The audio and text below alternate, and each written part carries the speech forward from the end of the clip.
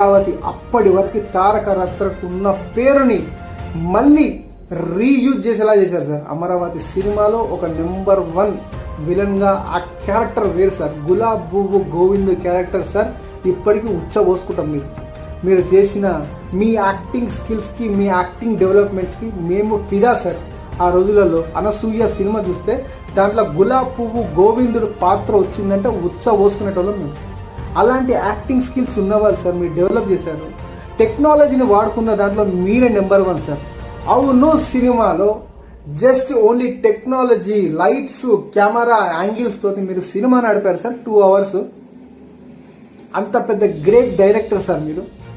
మీ నుంచి ఎన్నో వచ్చిన సినిమాలు ఉన్నాయి సార్, ప్రయోగాల సినిమాలు కూడా ఉన్నాయి, లడ్డూ బాబు కూడా ఉంది దాంట్లో sir. Nachavule cinema sir, hero ఎవడో తెలియకుండా మీరు పంజాగుట్ట మెయిన్ సెంటర్ లో ఒక కుక్కతోటి